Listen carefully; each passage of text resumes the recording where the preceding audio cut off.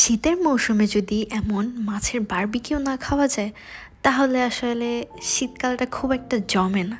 যেহেতু বাহিরে হালকা পাতলা ঠান্ডা পড়ছে তাই আজকে আমি বানাচ্ছি তেলাপিয়া মাছের বারবিকিউ।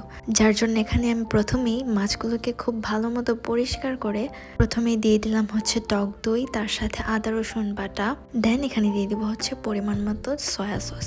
তারপর এখানে হচ্ছে আপনারা আপনাদের পছন্দ মতো ঝাল অ্যাড করতে পারেন। আমি একটু ঝালই চাচ্ছিলাম মাছটা, যার কারণে আমি এখানে অনেকটাই মরিচ দিয়েছি। তারপর দিয়ে দিলাম এখানে পরিমাণ মতো ধনিয়ার গুঁড়া। তারপর এখানে দিয়ে দিচ্ছি হচ্ছে সামান্য কিছুটা জিরা গুঁড়া।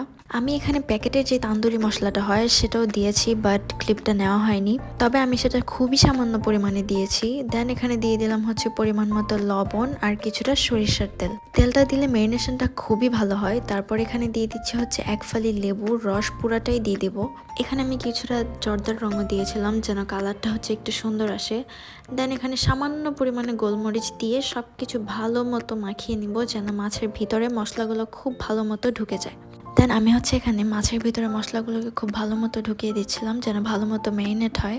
তো আমি মাছটাকে পুরো একদিন ম্যারিনেট করে রেখে দিয়েছিলাম। দেন এখানে ভাজার পালা, তার জন্য প্রথমেই আমি প্যানে হচ্ছে একটু সরিষার তেল দিয়ে খুব ভালো মতো গরম করে নিয়েছি। তারপর এখানে হচ্ছে মাছগুলো দিয়ে দিই। মাছগুলোর যখন এক পাশ হয়ে যাবে তখন অন্য পাশ উল্টে দিয়ে এটাকে ঢেকে রেখে দিব প্রায় 10 মিনিটের জন্য, চুলার আঁচ কমিয়ে।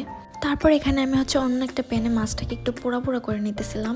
তো এই তো রেডি আমাদের তেলাপিয়া মাছের মজাদার বারবিকিউ। এটা কতটুকু জুসি হয়েছে আমি সেটাই দেখাচ্ছিলাম মাছটা ভেঙে। সাথে আমি হচ্ছে ঘরে একটা সস বানাই মাছের সাথে সার্ভ করার জন্য।